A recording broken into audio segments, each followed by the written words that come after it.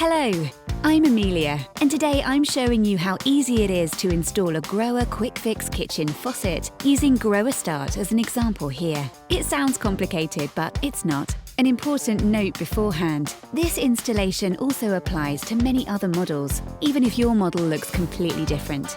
And one more thing, of course you should turn off the water before installation. So, let's get started.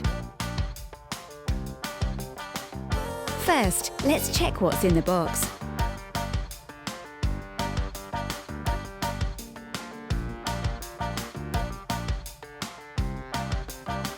Of course, it doesn't hurt to take a look at the enclosed assembly instructions.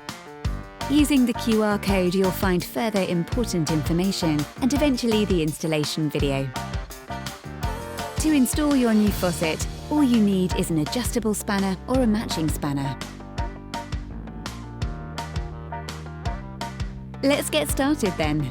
First, you have to slide this black gasket over the hoses so that no water can flow between a tap and a sink later. Then insert carefully. Ready. Now slide the fastening over the fastening bolt under the wash basin with the rubber holder facing upwards.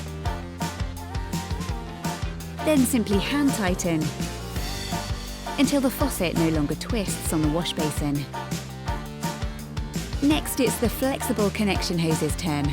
These already have an integrated seal and can be easily connected directly to the angle valves. The right-hand hose is always for cold water and is also connected to the right-hand angle valve, as the cold water connection is located there. The left-hand hose is for hot water and goes to the left-hand angle valve. You simply place the screw connection on the thread and turn it hand-tight until it stops on the thread of the angle valve. Then tighten firmly with the spanner until the connection is tight. Make sure that the hoses do not become kinked or twisted. It's best to hold the hoses by hand or with a suitable tool when tightening them.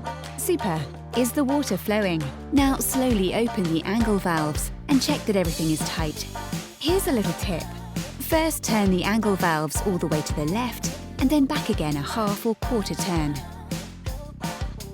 The valves can then also be operated very easily in the future. And now you can test your new faucet. Done! Not so hard after all, right?